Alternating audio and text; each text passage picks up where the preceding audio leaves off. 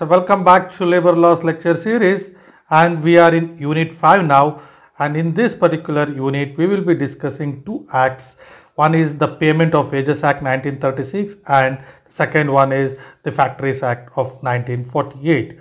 In this particular video we will be discussing key definitions related to Payment of Wages Act. Before we discuss what are the key definitions within Payment of Wages Act, let's go through the brief overview about this particular act.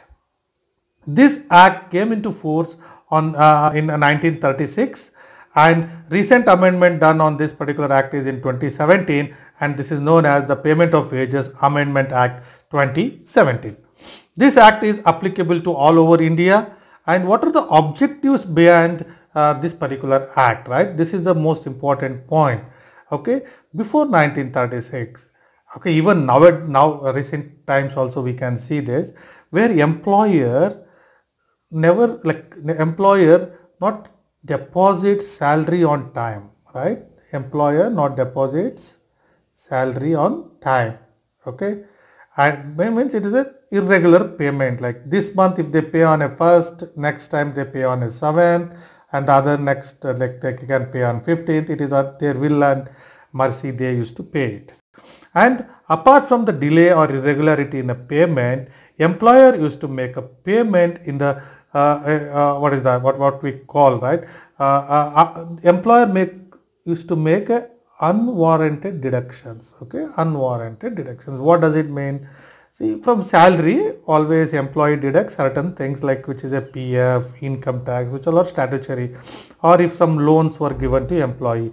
But apart from that, employer used to deduct some other expenses or some other fines which are not very clearly defined. So to prevent that, right, irregularities in payment, to prevent the unauthorized deductions and ensure the payment in particular form at a regular intervals.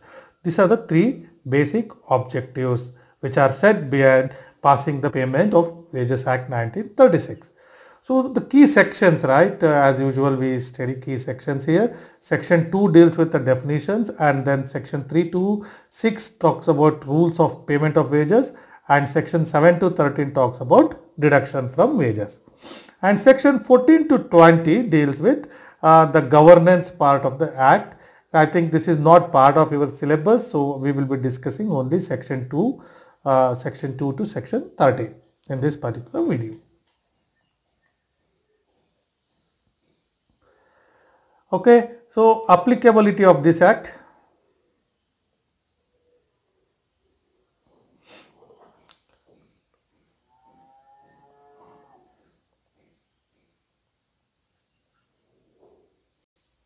Applicability of this act. Okay, so this particular act applies to person who are employed in any factory. Most important thing here, the persons employed. Okay, persons employed. This is the first point. Okay, this is applicable to employees. Okay, so that's why the person should be employed. Where he should be employed? He should be employed either in factory or railway administration or industrial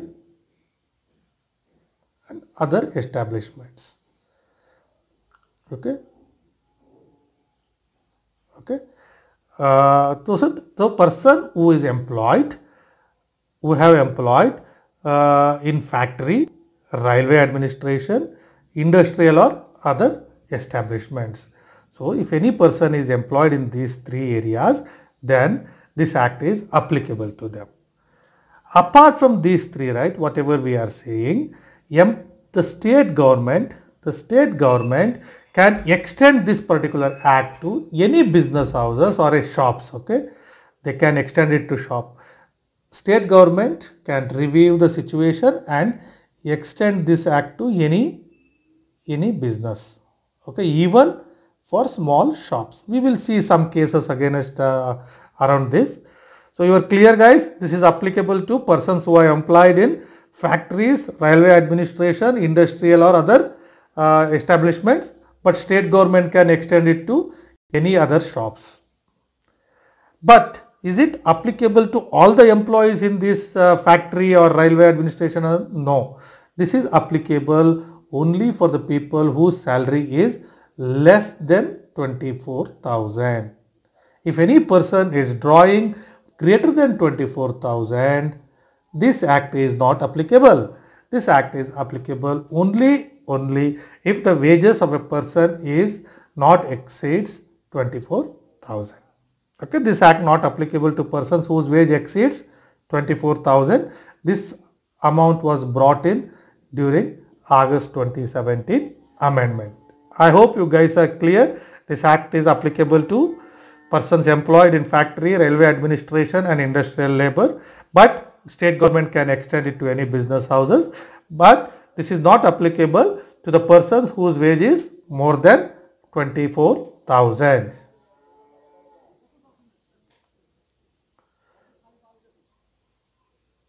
Okay. Now we will see the objectives or objects of the act. Okay, whatever we discussed in the initial overview slide. What was the basic objectives behind bringing this particular act? Before 1936, we used to say that the employer used to withhold the wages, means unnecessary to put a pressure on a employee or a worker to come regular. The employer used to withhold the wages for those employees, and even some case they used to delay in the paying the wages. Right? What are the evils associated with the payment of wages? There was a chance of withholding the wages, or there is a delay in paying the wages, or then unreasonable deductions out of the wages. As I said, allowed deductions are something like a statutory, or it should be loan given. But apart from this, if anything is employer used to deduct, that is called as unreasonable. So those deductions were very common. So withholding wages, delay in paying wages and unreasonable things. Okay, that's why this act was passed to protect the interest of the employees with respect to irregularities in the payment of wages. As I said earlier, if the wage is paid on the first of this month, next time also it should be paid on first of the month same.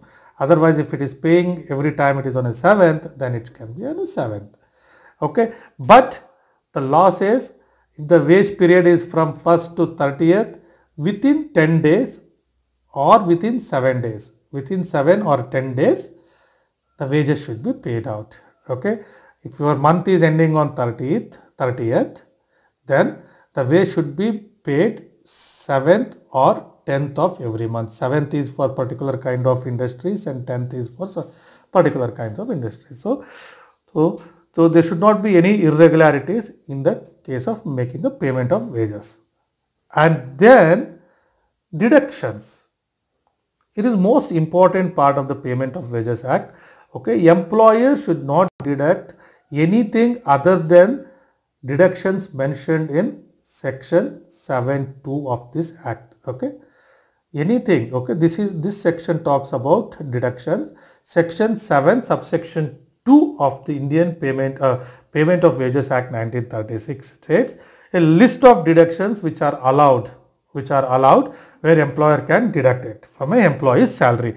Other than that, employer should not deduct any salary, any amount from the salary. Even if employee agrees also for that, employer should not deduct. Please note this point. Other than section 7.2 deductions, employer should not deduct anything else from the salary. Even employee accepts for that deduction also, it is illegal. Remember guys? Okay. Then ensure the payment of wages in a particular form. Earlier, employer used to pay in terms of kinds or cash, right? So kinds is not allowed in case of payment as per Payment of Wages Act. All the payment should be in cash or bank credit now, and it should be in currency of the country, right? Currency, current currency, and either it can be in a cash or bank. The most preferred one is a bank. The 3 points to remember here: all the payment of wages should be in the functional currency of the country, and then it is kinds is not allowed. It can be either in cash or a bank, and bank is the most preferred one. And the last one is, the last objective is maintain regular intervals. The interval between two salary payments should not exceed 1 month, right? If I am paying it on a first of this month, and next time also we should pay, employer has to pay it on a first of the next month, right? The interval between two periods, the first salary here and the second salary, it should be not more than 30 days. Okay, now let's look into few key definitions.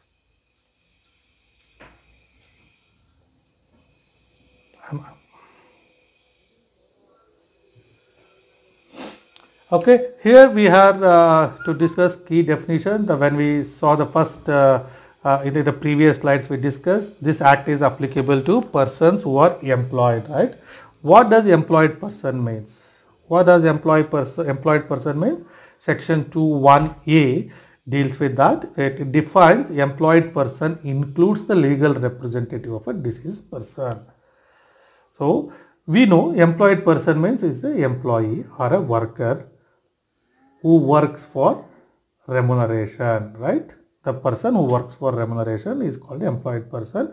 But in case of a death of that person or a employer, it also includes legal representative of deceased employee. Okay, it also includes legal what does it mean? Who are the legal representative of deceased employee? First thing is, the legal representative will be spouse. If husband dies, then wife will be a legal representative. If there is no spouse, then children's or parents. If both are not there, if the children's are there, then there is, okay. In this order, the legal representatives will be there. So in case of the Payment of Wages Act, employee includes both the worker and then the legal representatives of a deceased worker. Okay, clear? And in case of employer, who is employer then? Employer means the person who gives an appointment, right? Who gives an employment contract who gives an employment opportunity to worker and then get the works done and then pay remuneration. This is this person is called as an employer, correct? But according to section 2(1)(b) of this act, employer also includes not only the person who gives an work contract and other thing, but also a legal representative of deceased employer. Sorry. Okay. If employer dies, then it is a responsibility of the legal representative of the employer. Who all are the legal representative of the employer? In general, it is a spouse is a first, and then parents and kids, right? These are the legal representatives. So they are also be called as employer. This is in case of individual, this holds good, right? But in case of a company, it is not that the board of directors are responsible as employers. When normally board of directors appoints a manager who will take care of all the labor laws like Factories Act related and then Wages Act, ESIC, everything. So this manager will be called as an employer. Who will be called as employer?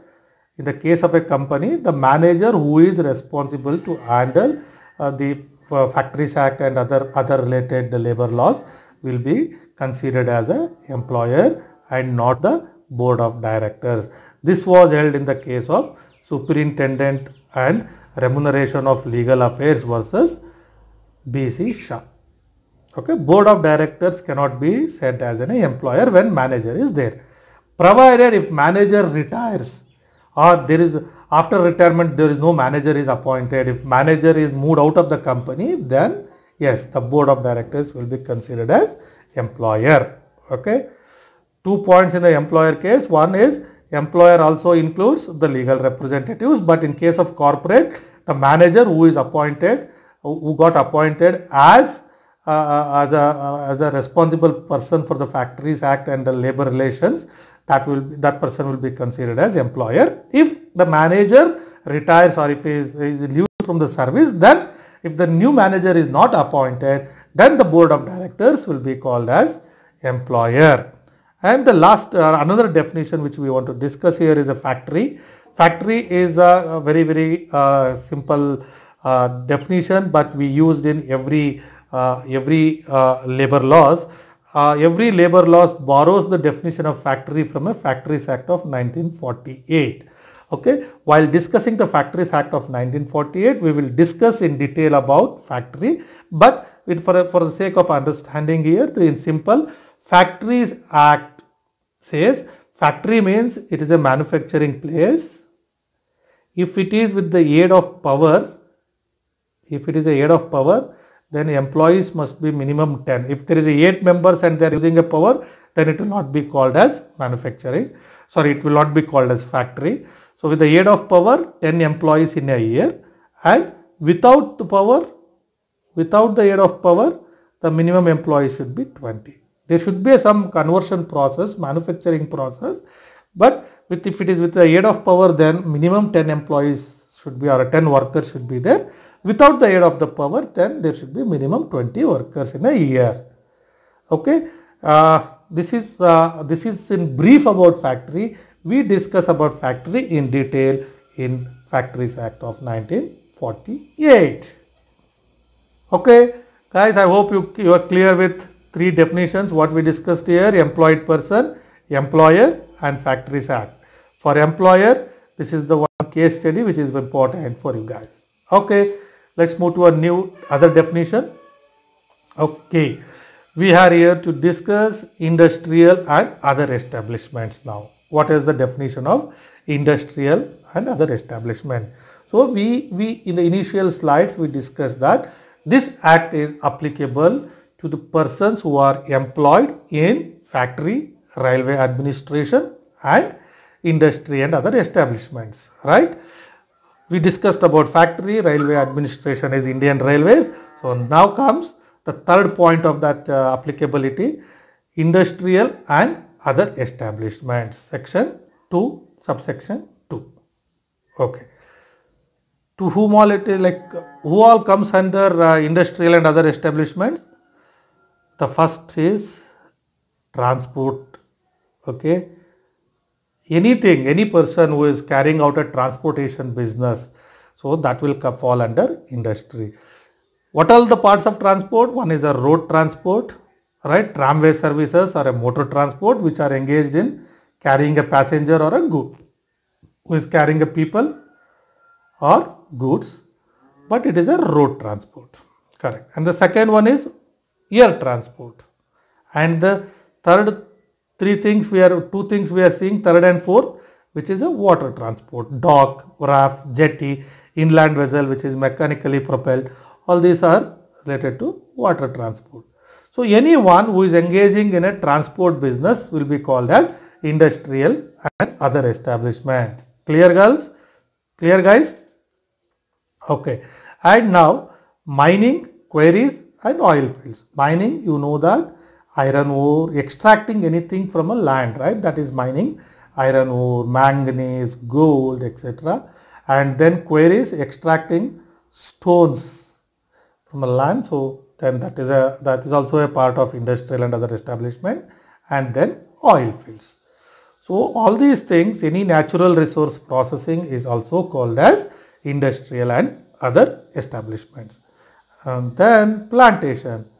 What are the plantation? It is a growing commercial crops. Plantation means growing commercial crops like tea plantation, coffee plantation, rubber plantation. So all these things are an example. So these are also be considered as industrial and other establishments. And then the other set is construction and utilities. The transportation, which includes road, air and water, and then we talked about the land related things, mine and plantation, mine, quarries, oil field and plantation. Now construction and utilities.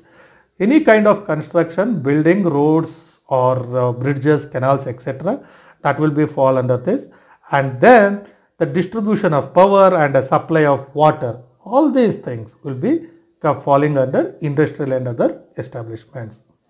Apart from these stated categories, state government or a central government can identify any business and they say that this is a part of industrial and other establishments. For example, there was a clinic in West Bengal. Okay, where the doctor and his team member used to prepare medical mixtures. Okay, they used to buy few components, few medical items, and then they used to create a mixtures and then issuing it for public use. So state of West Bengal notified that this particular clinic will be a industrial and other establishment according to Payment of Wages Act 1936, and it was held correct in the case of State Bengal versus Bachu Mondal's case. Same way, VK Press versus Authority. It is a newspaper agency where newspaper printing used to happen in one location and composing is happening in another location. Okay, this is a location 2 and this is a location 1. This VK Press, they registered this as a payment. This is as industrial and other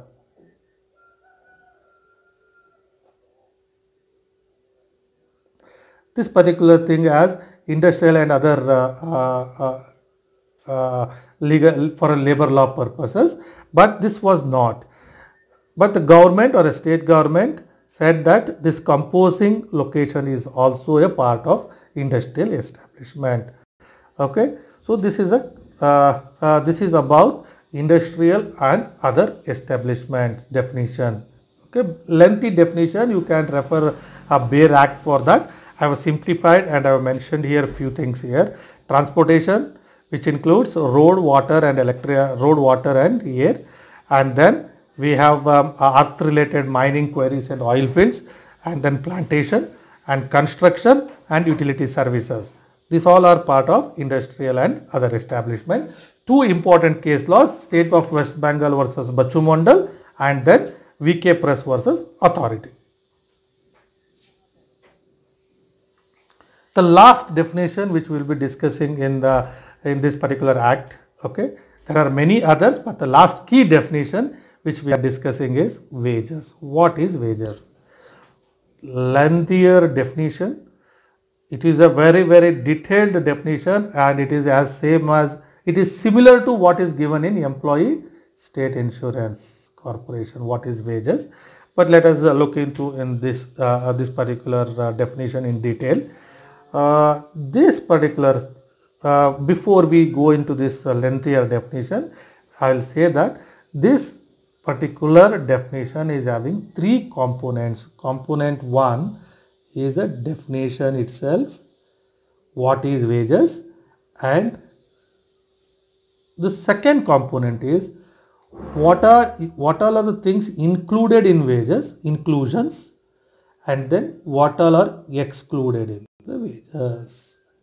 Okay, there is a one definition and then it also includes inclusions of the term wages and then exclusions. All the three components are there. So first see what is the definition. This is the definition here. Wages means all remuneration due to any worker or employee if the terms of the contract employment are fulfilled. Very, very simple definition. There is a employer here and then a worker. There will be a work agreement or a job agreement between these two.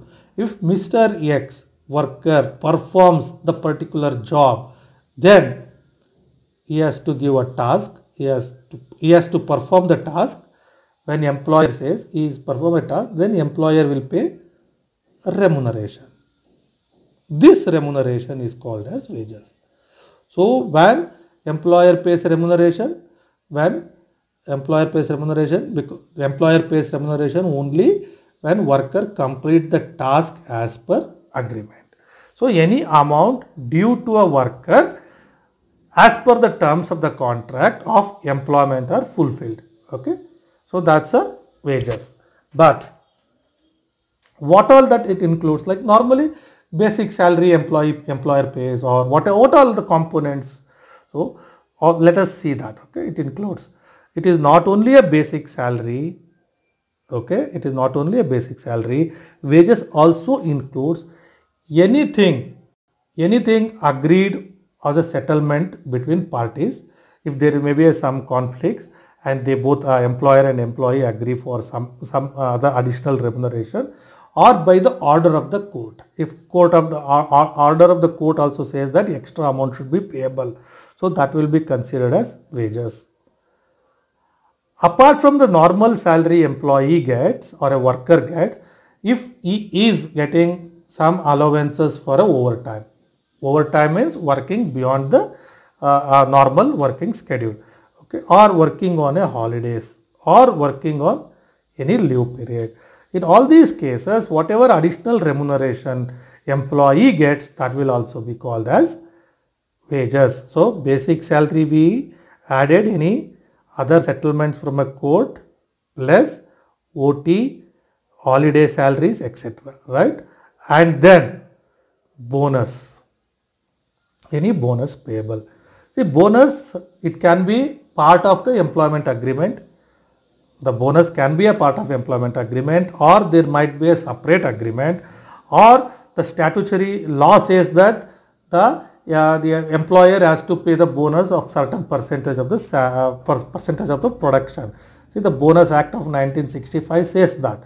So bonus can be anything. Okay, it is part of agreement, it might be part of separate agreement, or it might be as per a statute. Here in India, the Bonus Act of 1965 says that the certain amount should be paid as bonus. This was held in the case of Balasubramanya Rajaram versus B.C. Patil. Okay, so the wage also includes bonus payable as per the statute declaration. And next,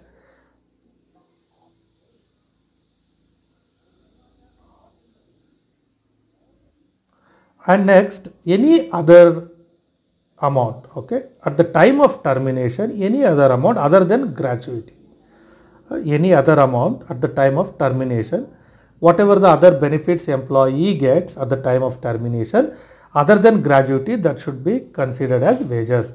What is gratuity? Gratuity is a amount payable for a gratitude, right? It is a gratitude. If in India, if employee works for continuously for 5 years in one company, then employer has to pay a gratuity. How much has to pay and other things are part of a separate legislation for this. So for the time being, you remember that gratuity is a payment payable by the employer to the employee if employee serves 5 years continuously with one employer. Okay. So other than that, if any other benefits if employee getting at the time of termination, that should be added part of the wages. And we discussed this bonus point. It is a statutory bonus thing. And then apart from this, if there is any other statutory payments, any statutory payments should be considered as wages. Okay, where it includes many things. Okay, we discussed 1, 2, 3, 4, 5, 6 here and few more here. Okay, that's it, sorry. And now we see the exclusion parts. We saw the inclusions. So wages include the normal basic salary, right? Plus any court order amounts, plus we discussed bonuses, right? And then we also discussed any other statutory related payments. Many things were there that wages include those points. But what all does that wages is not include then? Wages does not include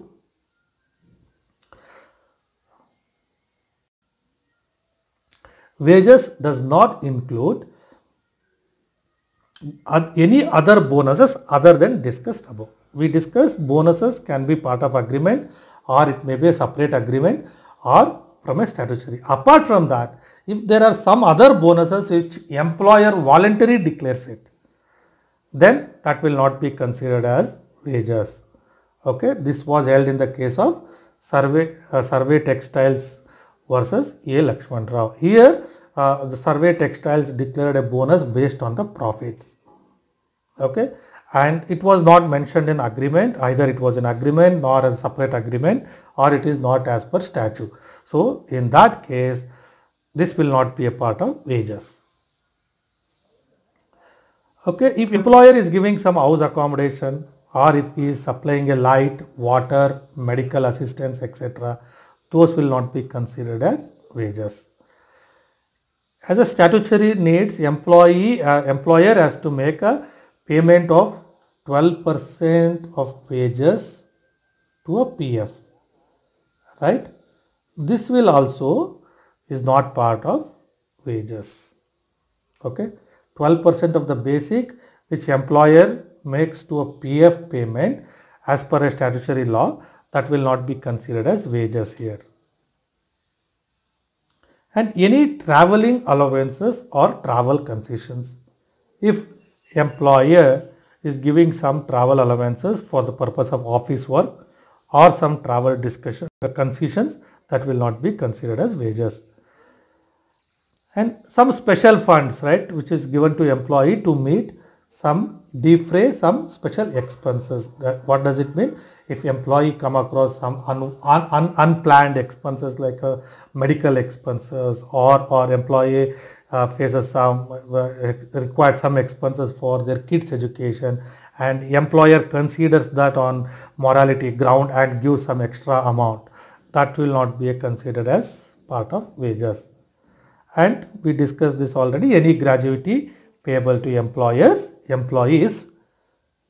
any gratuity payable to employees on termination of the employment. So gratuity will always be paid at the time of termination, and that will not be considered as wages. So as we discussed earlier, there are three parts to it. One is definition part, inclusions, and then exclusions. We covered all the three with respect to definition of wages. So this definition is similar to what we discussed in employee state insurance.